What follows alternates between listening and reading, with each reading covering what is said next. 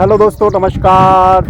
मैं प्रताप सिंह रावत ग्राम न्याणगढ़ पट्टी कंडार से हूँ, जिला पौड़ी गढ़वाल, उत्तराखंड देवभूमि से फिर आपके सामने एक बार दोबारा प्रस्तुत हुआ हूँ। बड़े हर्ष के साथ आपको बताना चाहता हूँ कि पारिवारिक जो कुटुंब की पूजा होती है, नागराजा नरसिंह रमोला कुल देवी और जो ग्राम देवता, भूमि देवता, पितृ देवता, ब्रह्मा विष्णु महेश सभी देवताओं का हमने आवाहन करके सभी की यहाँ पे पूजा स्थल का आयोजन किया हुआ है।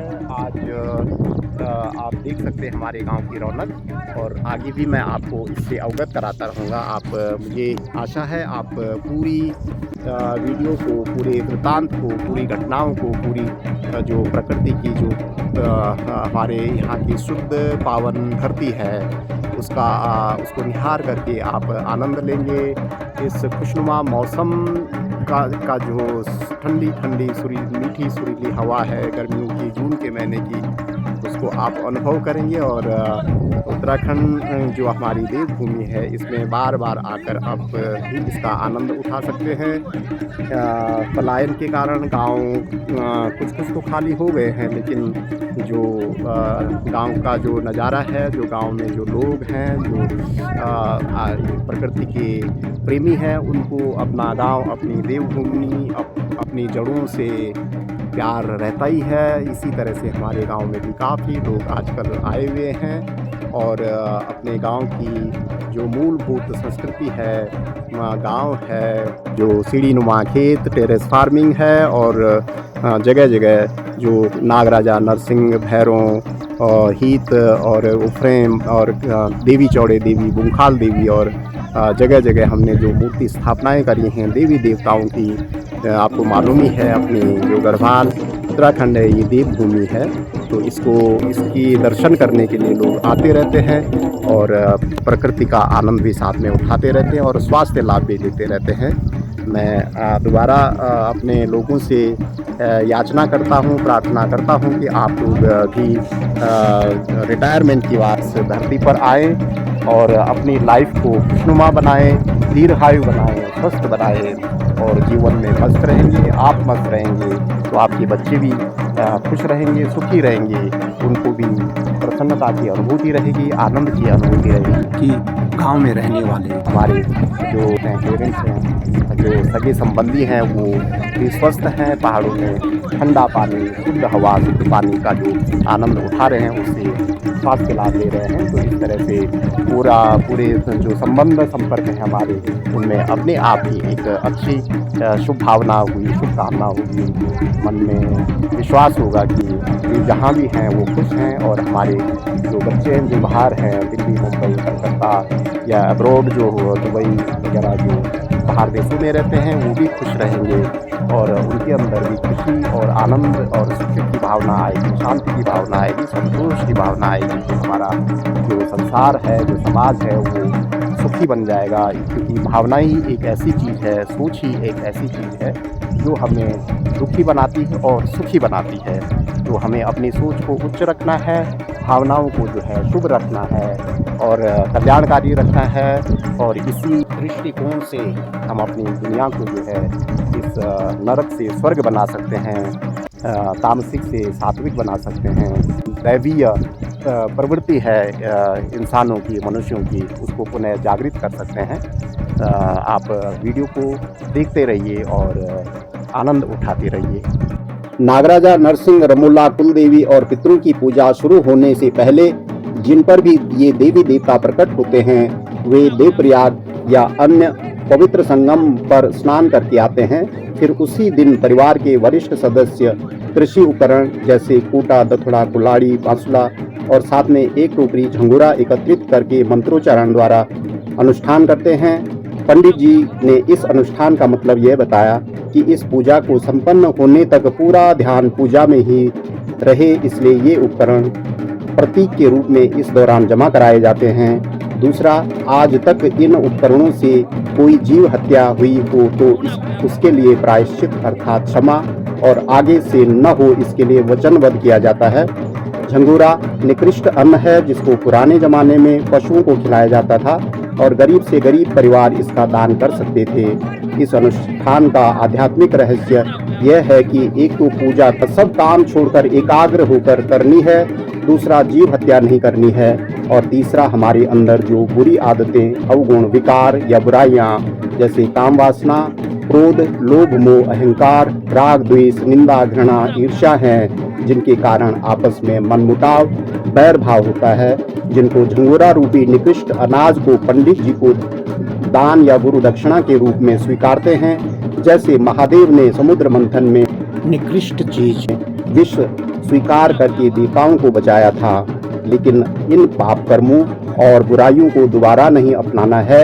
इसके लिए मंत्रोच्चारण द्वारा वचनबद्ध किया जाता है, ताकि घर परिवार में प्रेम भाव, सुख, शांति, मेल मिलाप बना रहे। इसलिए इस अनुष्ठान का नाम निकरो या निकरा अर्थात आगे बुरा काम नहीं करना है। या देवी सर्वभूतेषु सर्वरूपेण संस्थिता नमस्तस्यै नमस्तस्यै नमस्तस्यै नमो। दोस्तों, पूजा की अगली प्रक्रिया में देवियों की कलश यात्रा का आयोजन होता है, क्योंकि हमारे पवित्र वेद शास्त्रों के अनुसार देवियां सभी रूपों में पूजनीय होती हैं, क्योंकि वे ही माँ के रूप में जन्म देने वाली शक्तियां हैं। वे खुश हैं तो पूरा संसार खुश रहता है। सभी नारी शक्ति माताएं बहनें जो भी इच्छुक हों इस यात्रा में हिस्सा ले सकती हैं। इसकी सुंदर सी झांकी आपके सामने प्रस्तुत है। कलश यात्रा के रास्ते में हमारे गांव का जल स्रोत भी है और इसकी भी महिमा होती है पूजा में, क्योंकि इस अनुष्ठान में जल की पूजा वरुण देव के रूप में होती है।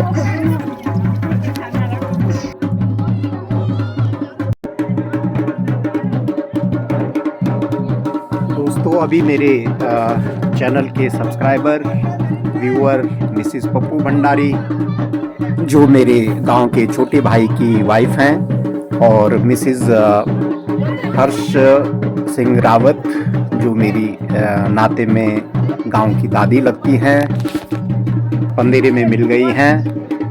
वे मेरे चैनल में वीडियोस हैं गांव की, उनके बारे में चर्चा कर रही हैं। उनको बहुत पसंद आता है, वो रेगुलर मेरे वीडियोस को देखती रहती हैं। उनको बहुत बहुत धन्यवाद। आप लोग भी इसी तरह से देखा करें और अपनी संस्कृति को, अपने उत्तराखंड की भूमि को याद करते रहें।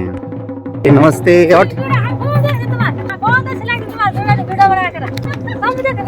चलो, बहुत बढ़िया। हाँ हाँ हाँ, अच्छा, चलो बहुत बढ़िया। अच्छा, चलो बहुत बढ़िया। हाँ हाँ हाँ। कलश यात्रा के इस अगले पड़ाव में गाजे बाजों, भंगूर इत्यादि के साथ सीमार पूजन का महत्व होता है, जिसमें सीमार यानी प्राकृतिक जल स्रोत के स्थान पर पेड़ पौधों, वनस्पतियों के साथ जल यानी वरुण देव की पूजा होती है, और भूमि, सूर्य, पवन, अग्निदेव व पितरों और कुल देवताओं और ब्रह्मा, विष्णु, महेश समस्त देवी देवताओं की पूजा होती है, उनका आवाहन होता है। साथ में पंडित जी यजमान परिवारों को वचनबद्ध कराते हैं कि हम बुरे संस्कारों, आपसी मनमुटाव, बैर भाव को त्याग कर मिलजुल कर संपूर्ण समर्पित भावना से पूजा अनुष्ठान करेंगे और भविष्य में भी प्यार प्रेम से रहेंगे, ताकि पितृदेव और समस्त देवी देवताएं और हमारी ध्यानी यानी बहनें वे हमारे समस्त परिवारों के बीच प्यार प्रेम को देखकर प्रसन्न रहें और जब चाहें हमारे घर मिलने आ पहुँचें और कोई सहायता मदद हो तो ले सकें। समाज में ऐसी आदर्श स्थिति हर परिवार की हो जाए तो यही पितरों और देवी देवताओं की पूजा की महिमा और परम उद्देश्य है। इस प्रक्रिया के साथ कलश यात्रा संचालित होती है।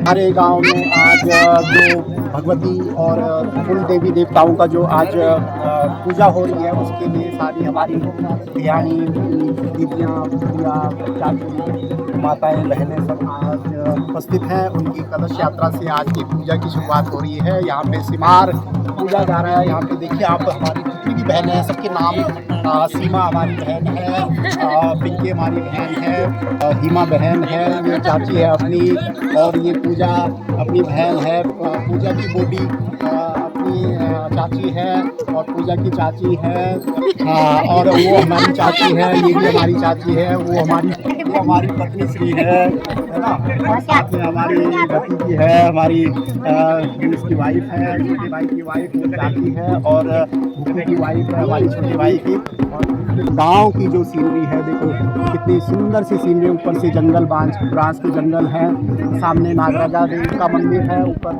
सीढ़ी नुमा खेत है, सामने जो जंगल है, ये रास्ता है, ये जो रोड जा रही है अपनी जो है, ये पूरी जो है वो जंगली खंडली होती हुई जा रही है। और थोड़ा और आगे हम बढ़ते हैं तो सिमार पूजा जा रहा है। यहाँ पे भगवान विष्णु के जो साक्षात्कार यहाँ पे देवताओं की पूजा कर रहे हैं, वरुण देव की पूजा कर रहे हैं, पवन देव की पूजा कर रहे हैं, सूर्य देव की पूजा करते हुए सभी का आह्वान करते हुए हम यहाँ पर उपस्थित हैं। और जो सिमार पूजा जा रहा है, यहाँ सिमार यानी कि जहाँ पे जल का स्रोत है, पवित्र पानी है, पवित्र भूमि है, वनस्पति है, वातावरण है, पौधे हैं, और हमारे शास्त्रों के अनुसार, हमारी संस्कृति के अनुसार जो हम यहाँ पर अपने पेड़ पौधों की भी पूजा करते हैं, पितरों की भी पूजा करते हैं, देवी देवताओं की भी पूजा करते हैं, कुल देवता नवग्रह और नौ देवियों की भी पूजा करते हैं।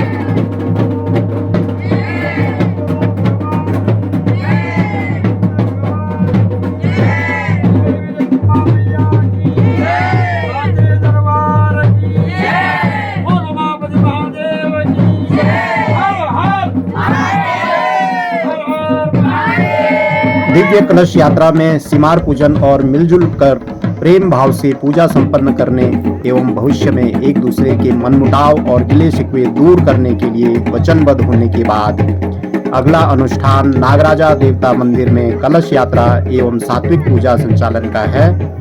माताओं बहनों के द्वारा मंदिर की परिक्रमा करके मंगल गीतों, पंडित जी द्वारा पूजा मंत्रोच्चारण करके गाजे बाजे भंकोर इत्यादि के साथ पूरे वातावरण को दिव्यमान किया जाता है।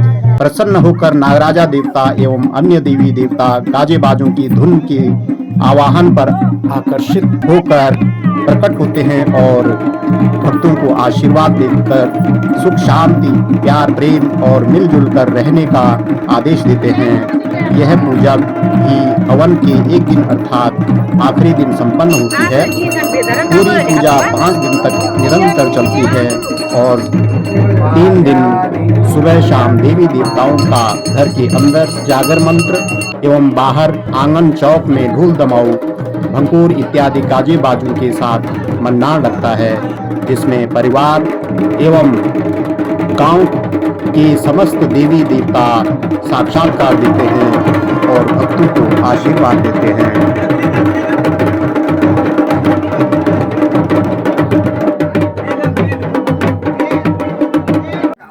दोस्तों, परिवार की इस संपूर्ण सात्विक पूजा को संपन्न करने के लिए हमारे रावत परिवार की जो माताएं बहनें चाचियां और अन्य लोग हैं, उनका महान योगदान होता है।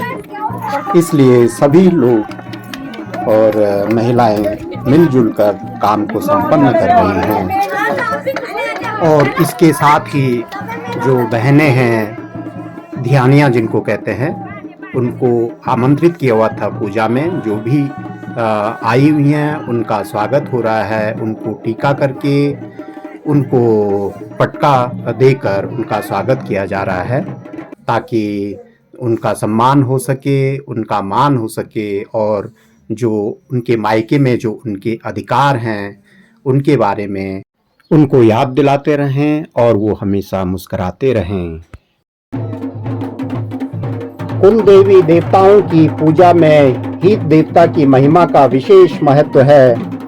पंडित जी के अनुसार हीत देवता सभी देवताओं के ध्वजवाहक होते हैं। अर्थात उन्हीं की अगुवाई में बाकी देवी देवताओं की पूजा संपन्न होती है। पंडित जी ने बताया कि हमारे वेद शास्त्रों और मान्यताओं के अनुसार 5 वृक्षों आम, केला, पैया, पीपल और बरगद में ब्रह्मा, विष्णु, महेश का वास होता है। हमारे गांव उत्तराखंड क्षेत्र में पैया की पूजा के लिए निमित्त व्यक्ति जिस पर हित देवता प्रकट होते हैं उनको विशेष न्योता अर्थात आमंत्रण किया जाता है।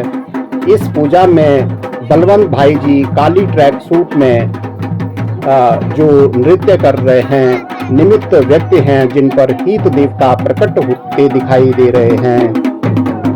पूजा शुरू होते ही हित देवता का ढोल सागर द्वारा आवाहन करके बाजे बाजे के साथ पैया के वृक्ष तक पद यात्रा करते हैं और विष्णु भगवान को पैया के रूप में पूजा में शामिल होने का आवाहन अर्थात निमंत्रण देते हैं। दूसरे दिन पैया की टहनियों और पत्ते काटकर उनसे केले और कुलाई जिसको चीड़ कहते हैं के पत्तों और टहनियों के साथ देवी देवता दरबार की भव्य स्थापना की जाती है और मंत्रोच्चारण के द्वारा पंडित जी द्वारा नागराजा नरसिंह और रमोला देवता एवं कुल देवी की पूजा की जाती है, जिनको उत्तराखंड के गढ़वाल क्षेत्र में कुल देवता कुल देवी के रूप में पूजते हैं। यह सारी पूजा विष्णु पुराण पाठ के रूप में भी जानी जाती है, जो हवन के बाद 5-6 दिन में समापन होती है। इस भव्य पूजा का आयोजन 3 साल के बाद जब कभी आपसी मेल मिलाप हो सके किया जाता है। इस सात्विक पूजा में उत्तराखंड के गढ़वाल क्षेत्र में घंडियाल देवता को भी विशेष आवाहन करके आमंत्रित किया जाता है, जिस तरह हमने हित देवता को आमंत्रित किया। पंडित जी के अनुसार महाभारत युद्ध में बर्बरीक जो कौरवों की तरफ से पांडवों के विरुद्ध युद्ध लड़ रहा था, वह बहुत ही शक्तिशाली योद्धा था और उसको वरदान भी था कि जिस तरफ से वह लड़ेगा उसकी विजय अवश्य होगी। इसलिए भगवान ने एक लीला रची कि जब बर्बरीक युद्ध से पहले अपने दादा अर्जुन के मामा के बेटे अर्थात श्री कृष्ण से आशीर्वाद लेने आए तो श्री कृष्ण ने आशीर्वाद देने से मना कर दिया। जब बर्बरीक ने बार बार अनुरोध किया तो श्री कृष्ण ने बर्बरीक से वचन मांगा कि आशीर्वाद के बदले गुरु दक्षिणा के रूप में जो मैं मांगूंगा वो दोगे। बर्बरीक हाँ में उत्तर देते हुए वचनबद्ध हो गए तो श्री कृष्ण ने बर्बरीक से शीश अर्थात सिर मांग लिया। बर्बरीक ऐसा वचन देकर हतप्रद रह गए, लेकिन वचनबद्ध होने से महाभारत युद्ध न देख पाने के कारण निराश हो गए। तब बर्बरीक ने श्री कृष्ण से अनुरोध किया कि मेरी इच्छा है महाभारत युद्ध देखने की, वह कैसे पूरी हो सकती है। तब श्री कृष्ण ने कहा कि तुम्हारा सिर धड़ से अलग काटकर ऊंचे स्थान पर रखकर तुम पूरा युद्ध देख सकोगे और तुम्हारी पूजा भी मेरे अंश के रूप में होती रहेगी। तब से बर्बरीक को खाटू श्याम बाबा के रूप में पूजा जाता है, जिनका पहला विशाल भव्य मंदिर राजस्थान के सीकर जिले के खाटू गांव में है। पंडित जी के अनुसार उत्तराखंड के गढ़वाल क्षेत्र में उन्हीं बर्बरीक की घंडियाल देवता के रूप में पूजा होती है। इसीलिए यहाँ लगभग हर गांव में घंडियाल देवता का मंदिर है। हित देवता की तरह घंडियाल देवता को भी विशेष आवाहन करके न्योता अर्थात आमंत्रित किया गया और उनकी पूजा पाठ 11 थालियों में भोग प्रसाद लगाकर पैया के वृक्ष और घंडियाल मंदिर की परिक्रमा करते हुए संपन्न हुई। लेकिन एक दुखद पक्ष इस भव्य कार्यक्रम का यह रहा कि कई लोगों में बकरों की बलि की भावना अभी भी भरी हुई है। उसका मैंने जब शुरू में विरोध किया तो बाकी सभी लोग इस पर मौन साध गए। महिलाओं में अलग प्रकार का डर और भ्रांति थी कि बलि बंद करके कहीं देवी देवता नाराज न हो और बिना बलि के कहीं बयाल न फैल जाए, अर्थात मानसिक असंतुलन से विक्षिप्त या कोई नुकसान न हो जाए। इसलिए इसके बारे में देवी देवताओं से अर्थात जिन पर वो प्रकट होते हैं उनसे पूछने पर ही बात बनेगी। इसके बारे में जब पंडित पुरोहित जी से चर्चा की गई तो उन्होंने बताया कि स्वयं उनके परिवार में भी यही पूजा होती है और उन्होंने 15-16 साल पहले बलि प्रथा बंद कर दी थी। रही बात जिन पर देवी देवता आते हैं उनसे पूछने की, तो पिछली बार यानी 14-15 साल पहले की पूजा जब हुई थी तो उसमें जिन व्यक्ति पर रमोला आता था उन्होंने बलि लेने से इनकार कर दिया था, तो तब से यह बंद भी थी। लेकिन अब की बार ध्यानियों अर्थात बहनों के नाम पर बलि चढ़ाई गई। जिन पर नागराजा देवता प्रकट होते हैं उन्होंने बताया कि शुरू में लगभग 40-50 साल पहले हमारे परिवार में जब नागराजा रमोला कुल देवी की पूजा आरंभ हुई थी तो उन्होंने बलि प्रथा के बारे में असहमति जताई थी। इसके आगे की बात नाच गाने में एंटरटेनमेंट के बाद मैं जारी रखूंगा। आप भी नाच गाने को एंजॉय करते रहिए और बहनों की बेजोड़ मिलन में पूजा में आनंद लीजिए।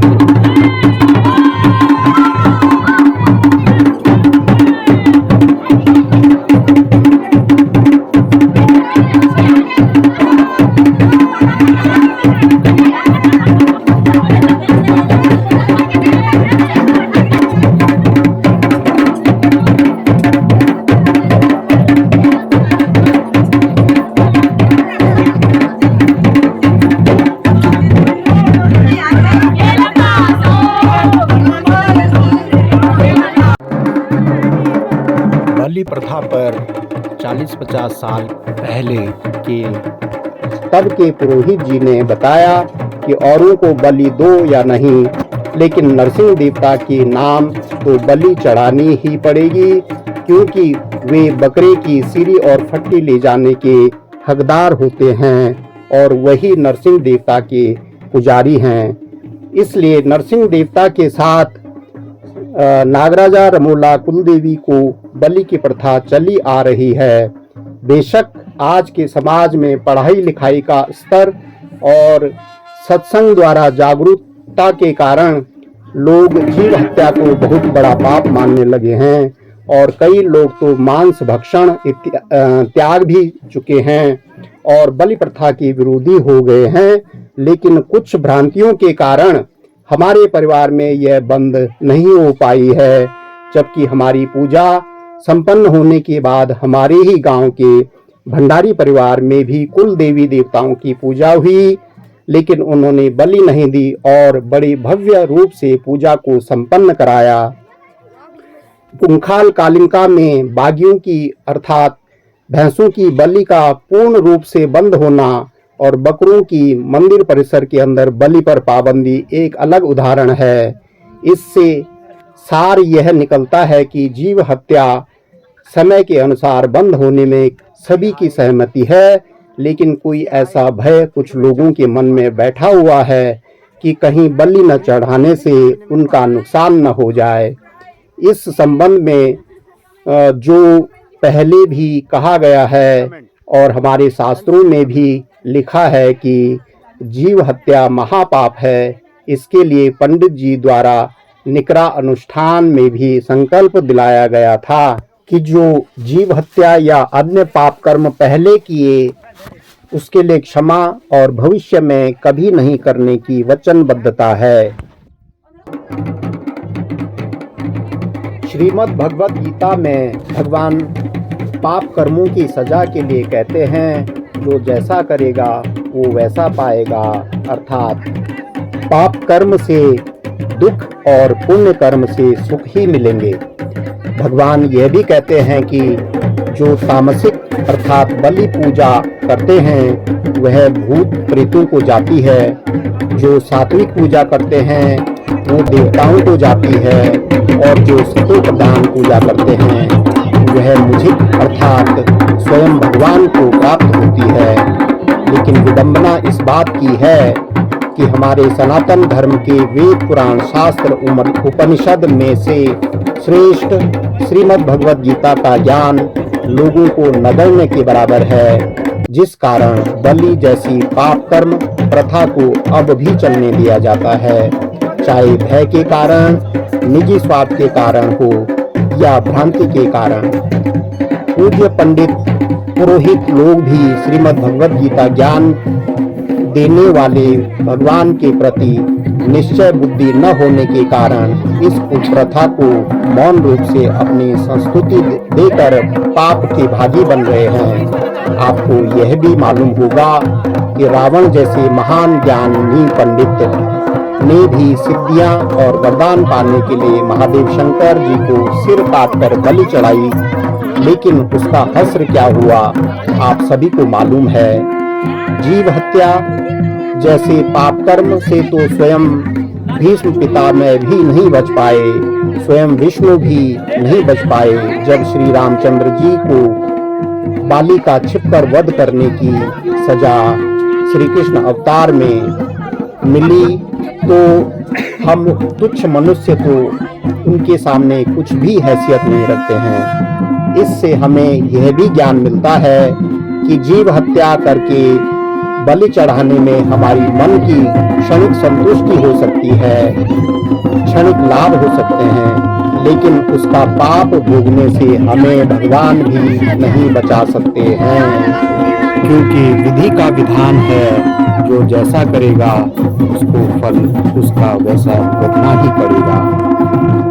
इस संबंध में सात्विक पूजा और पूजा संपन्न होने के बाद दिव्यता का अनुभव करने के लिए मैं कहना चाहता हूँ कि हमारी पूज्य देवी देवताओं की पूजा अर्चना में भक्ति भावना विशेष महत्व रखती है, या यूँ कहिए कि भक्ति भावना में देवी देवताओं के लिए प्यार, प्रेम, सम्मान, स्नेह, समर्पण भावना अत्यंत आवश्यक है। इससे हमें पुरानी गलत धारणाओं, गलत रीतियों एवं गलत परंपराओं से मुक्ति मिलती है और देवी देवताओं के दिव्य गुणों जैसे निस्वार्थ भाव एवं त्याग तपस्या की भावना की प्राप्ति होती है, और हमारे अंदर प्रायश्चित अथवा पहले जो पाप कर्म किए उनके लिए क्षमा और भविष्य में नहीं करने की भावना जागती है, जिसके लिए पूजा अर्चना में पंडित जी हमें संकल्प करवाते हैं और वचनबद्ध करवाते हैं कि पहले जो हुआ उसके लिए क्षमा, और भविष्य में कोई पाप कर्म जैसे जीव हत्या, राग द्वेष, चिंता, ईर्ष्या, निंदा इत्यादि नहीं करना, ताकि आपस में कोई मनमुटाव न हो और सभी लोग आपस में प्यार प्रेम स्नेह से रह सकें और जीवन आनंदमय हो जाए। तो इससे कुल देवी, कुल देवता, पितृ देवता और ध्यानिया अर्थात व्याहता बहनें भी हमसे हमेशा खुश रहेंगे कि हमारे परिवार में कितना मेल जोल, प्यार प्रेम स्नेह और आपस में सहयोग है। और यही कुल देवी देवताओं और पितृ देवताओं की पूजा का मुख्य उद्देश्य भी है। इसके साथ साथ पूजा अर्चना के लिए मन का स्थिर, शांत और एकाग्र होना बहुत ही आवश्यक है, तभी पूजा में मन लग पाता है। मन को स्थिर, शांत और एकाग्र करने के लिए प्रभु का ध्यान आवश्यक रूप से करना पड़ता है, क्योंकि बड़े बड़े साधु संत और ऋषि मुनि भी मन को स्थिर, शांत और एकाग्र करने में वर्षों की तपस्या करते थे, इसलिए प्रभु से ध्यान मग्न होते थे। इसके लिए नित्य प्रति घर में पूजा स्थल पर सारे काम छोड़कर आरामदायक अवस्था में बैठकर ओम नमः शिवाय या जय श्री राम या सीताराम या राधे राधे या राधे कृष्णा या ओम नमो भगवते वासुदेवाय या अन्य कोई भी मंत्र जो सही लगे उसका कम से कम 108 और जब अच्छा अभ्यास हो जाए तो 1008 बार बोलकर, जैसे ओम नमः शिवाय 1, ओम नमः शिवाय 2, ओम नमः शिवाय 3 इत्यादि इत्यादि जाप करना चाहिए। शुरू में मन एकाग्रचित न होने के कारण बीच में गिनती में भी भूल हो जाती है, लेकिन अभ्यास होने के बाद मन एकाग्र होने लगता है। इसमें करीब आधा घंटा लगता है और मन स्वयं अथवा आत्मा में केंद्रित होकर अंतर्मुखी होकर एकाग्रचित हो जाता है। आधे घंटे के बाद मन को आराध्य देव जैसे ब्रह्मा, विष्णु, महेश, श्री राम जी, श्री कृष्ण जी, हनुमान जी, माँ दुर्गा, माँ लक्ष्मी, माँ सरस्वती, माँ काली इत्यादि जिस पर भी आस्था हो, ध्यान लगाकर उनके चित्र या मूर्ति पर उनके हर अंग को निहारते हुए उनकी महिमा का गुणगान करें। यह क्रिया लगभग 10-15 मिनट या इससे अधिक लगातार करके मन आराध्य देव के साथ एकाग्रचित होकर लग जाता है और ऐसा लगता है जैसे हम स्वयं इस आराध्य देव से साक्षात दर्शन पाकर उनसे डायरेक्ट बातचीत कर रहे हों।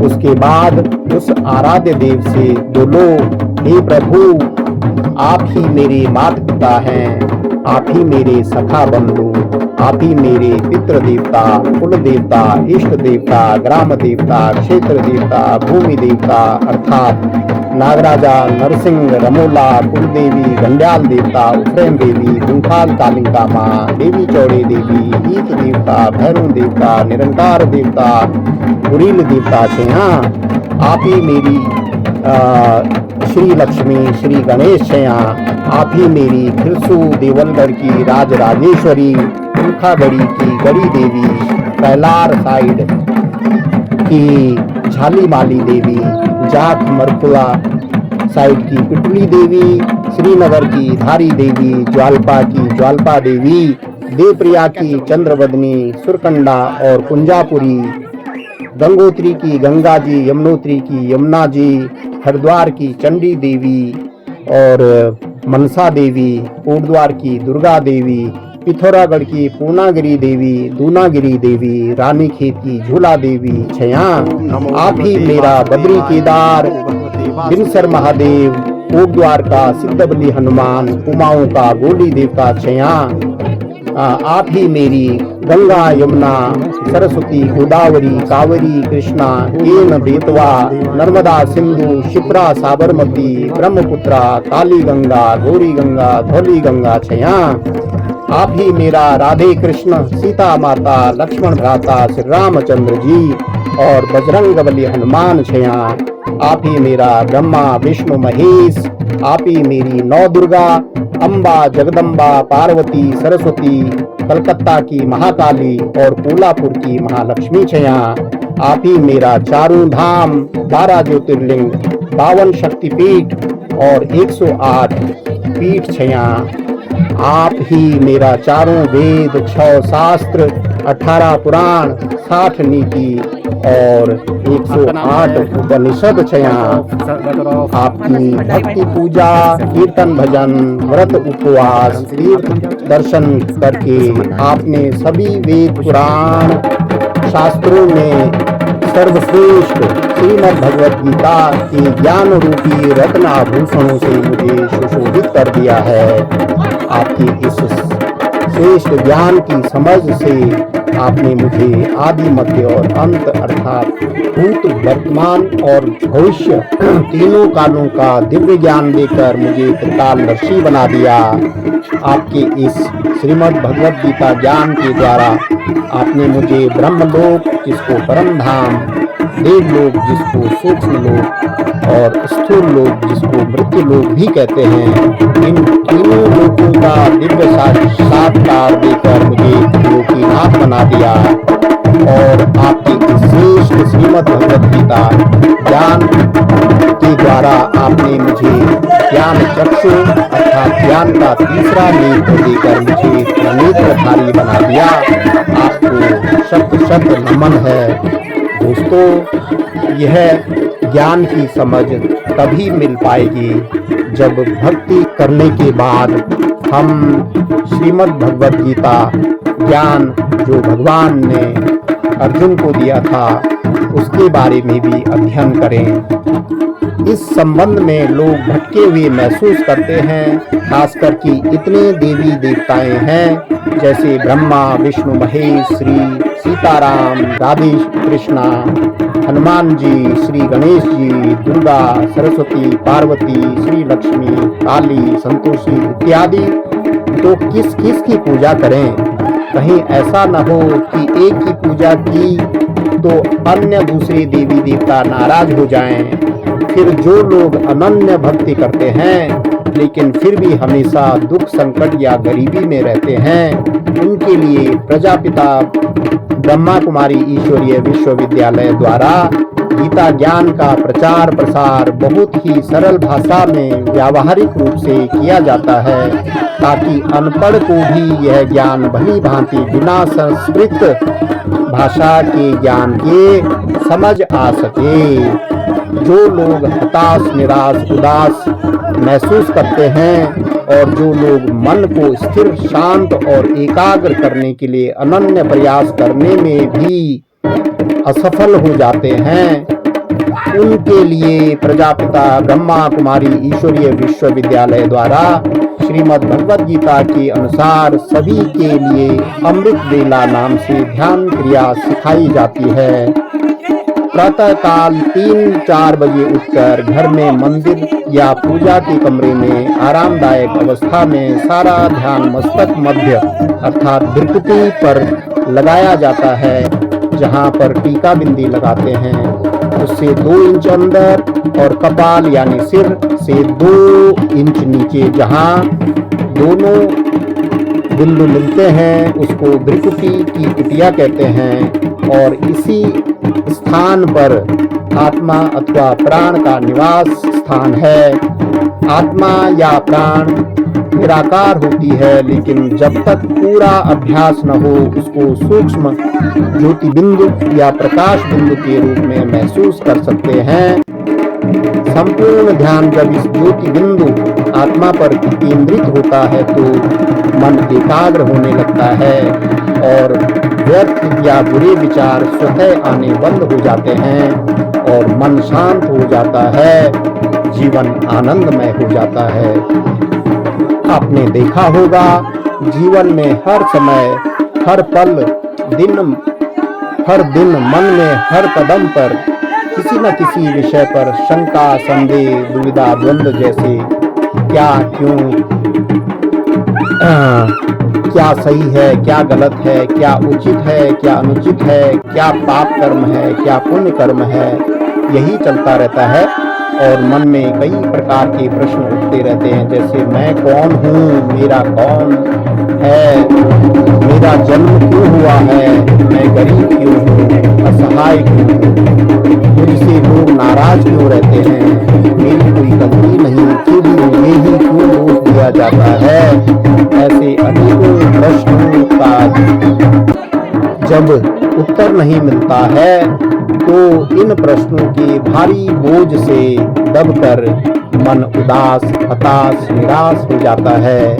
इन सारे प्रश्नों का उत्तर श्रीमद् भगवद गीता में मिलता है, जिसको ब्रह्मा कुमारी बहनों द्वारा सरल भाषा में समझाया जाता है।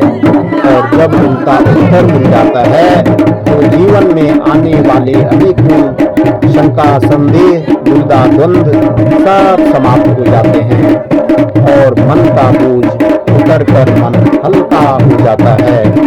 फिर मन उत्साह, उमंग से भरपूर होकर, चिंता, भय, तनाव से मुक्त होकर सभी के लिए प्यार, प्रेम, स्नेह जागने लगता है। और फिर किसी वस्तु, परिस्थिति, व्यक्ति और घटना से मन विचलित नहीं होता है और ना ही किसी से मनमुटाव या गिला शिकवा होता है।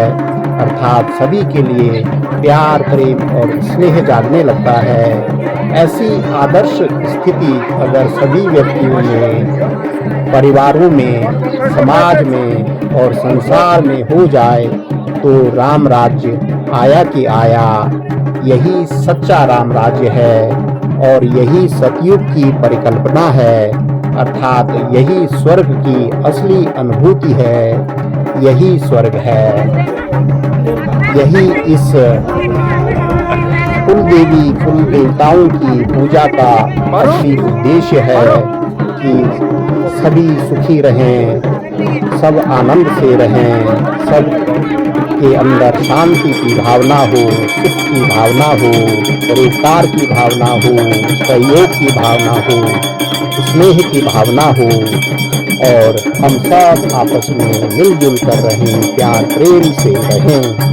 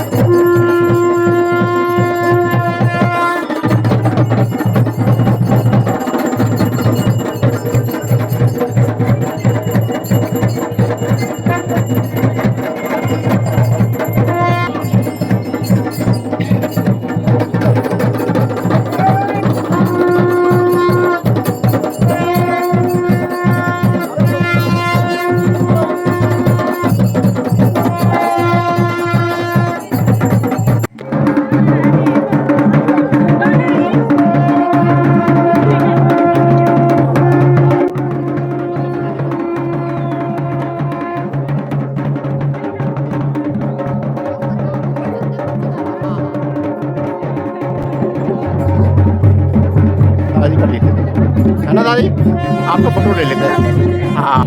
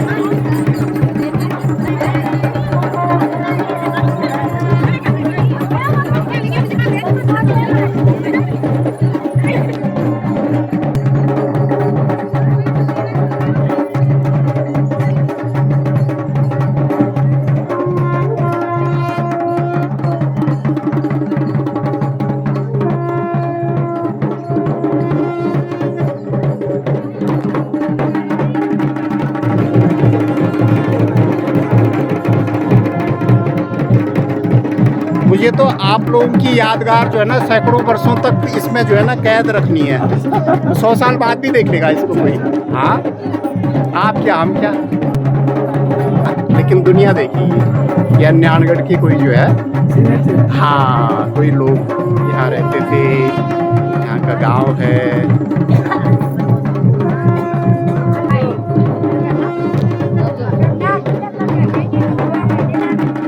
हाँ? खड़ा करो तो हाथ।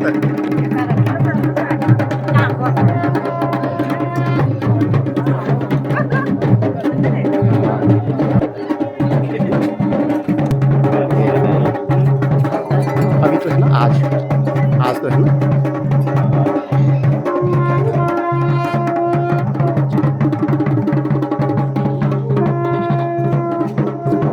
की बात बड़ी मेहनत करना है, इसमें कम से कम 5-10 दिन लगेंगे इसको करने में ना, सेट करने में, तब जाके ये खोल दूँगी।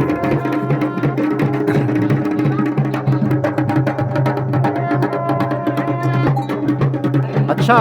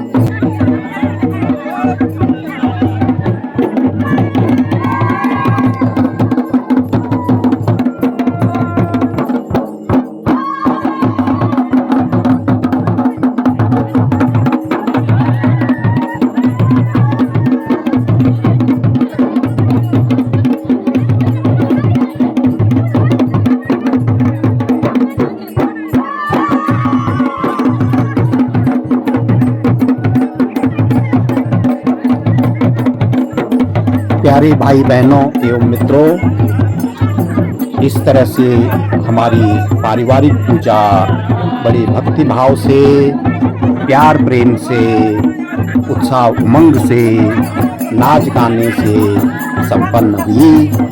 प्रिय भाई बहनों एवं मित्रों, इस वीडियो में मैंने अधिकतम लोगों को कवर किया ताकि अपने परिवार और गांव और रिश्ते के सभी वे लोग भी देख सकें जो पूजा अनुष्ठान के समय गांव में नहीं थे और इसका वर्षों तक या आगे की पीढ़ियों तक, जब तक YouTube उपलब्ध है, अपनों को देखकर अपने गांव की सुंदरता का आनंद ले सकें।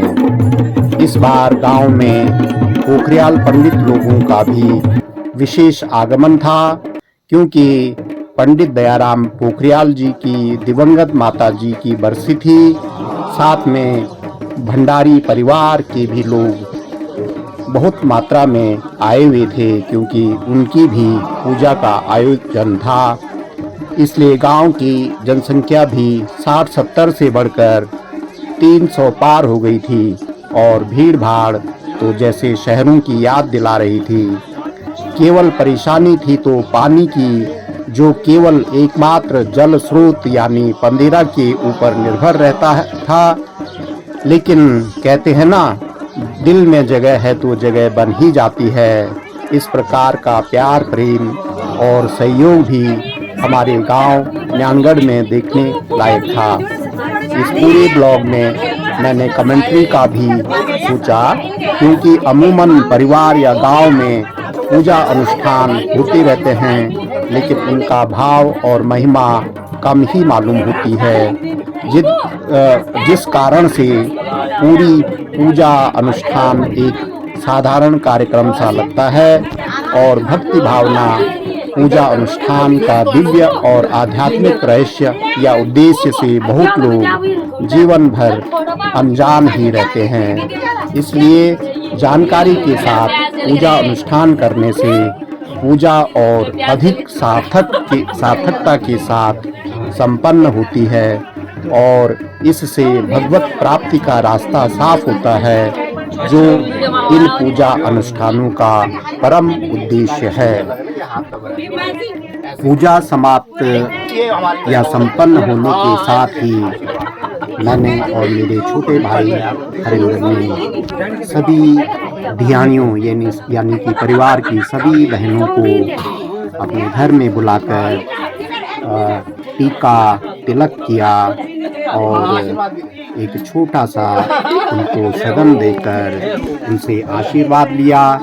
या देवी सर्वभूतेषु सर्वरूपेण संस्थिता नमस्तस्यै नमस्तस्यै नमस्तस्यै नमो नमः मंत्र। इस मंत्र के साथ उनकी शक्तियों की, उनके प्यार की, उनके स्नेह और प्रेम की महिमा का गुणगान किया और उनसे आशीर्वाद लिया और उनको शुभकामनाएं भेंट करी। इसके साथ मुझे आशा है आप लोग इस वीडियो को पसंद करेंगे और श्रीमद् भगवद का ज्ञान अनुसार भक्ति और अध्यात्म के संबंध से लाभान्वित होकर जीवन को आनंदमय, सुखमय, संतोषमय और शांतिमय बनाएंगे। धन्यवाद।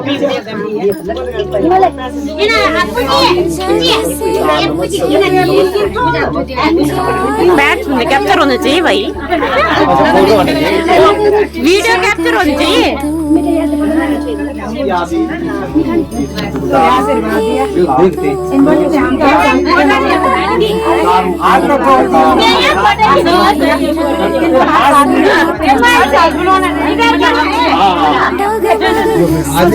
वीडियो वीडियो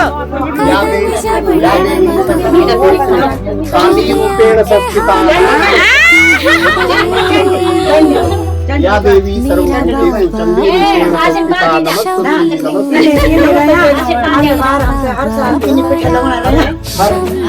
हर इवेंट ऐसे मनाना चाहिए, जैसे स्वागत हुआ ना तो पक्का पहना है, ऐसे ही करना चाहिए।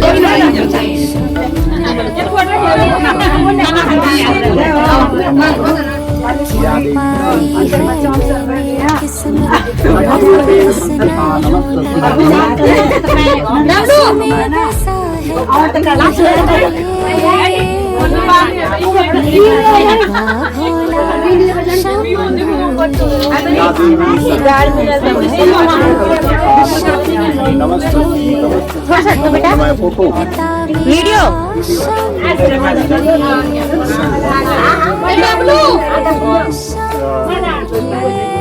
लक्ष्मी रूपेण संस्थिता नमस्ते आशीर्वाद है बाबा आशीर्वाद में तुम माँ आ जाएगी या देवी स्वरूप संस्थिता नमस्ते या देवी स्वरूप नमस्ते नमस्ते साथ है धूप भी लगती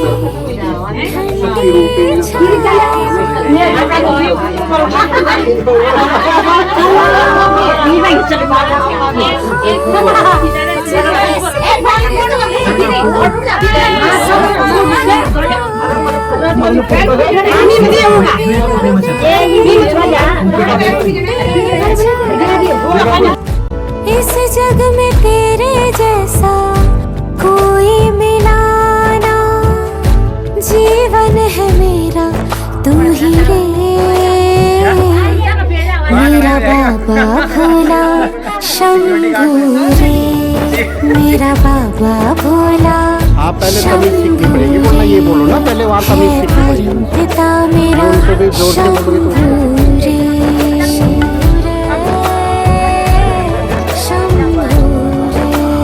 क्या पाई है मैंने किस्मत मेरा हंसना रोना तुम तक मुझ में बसा है तू ही रे मेरा बाबा भोला शंभू रे मेरा बाबा भोला शंभू रे है परम पिता मेरा शंभू रे शंभू रे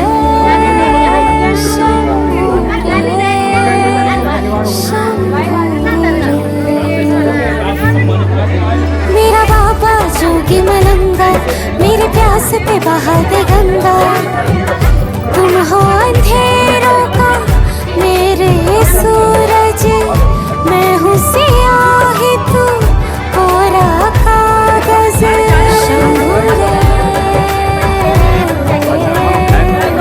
शंभू रे मेरा बाबा भोला शंभू रे मेरा बाबा भोला शंभू रे है परम पिता तू शंभू रे मेरा बाबा भोला शंभू रे इस जग में तेरे जैसा कोई मिला ना जीवन है मेरा तू ही रे मेरा बाबा भोला शंभू रे मेरा बाबा भोला शंभू रे है परम पिता मेरा शंभू रे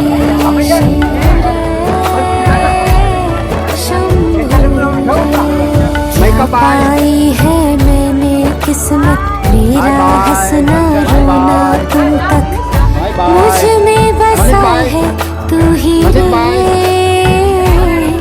मेरा बाबा भोला शंभू रे मेरा बाबा भोला शंभू रे है परम पिता मेरा शंभू रे शंभू रे शंभू रे शंभू रे मेरा बाबा जोगी मलंगा मेरे प्यास पे बहा दे गंगा तुम हो अंधेरों का मेरे सूरज मैं हूँ सियाही तू कोरा कागज शंभू रे शंभू रे सत्यम भाई मेरा बाबा भोला शंभू रे मेरा बाबा भोला शंभू रे है परम पिता तू शंभू रे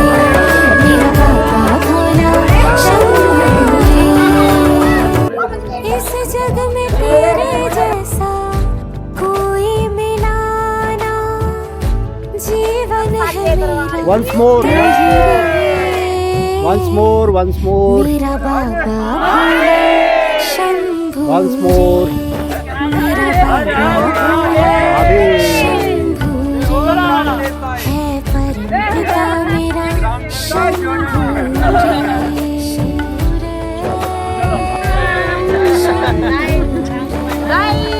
क्या पाई है मैंने किस्मत मेरा हंसना रोना तुम तक मुझ में बसा है तू ही रे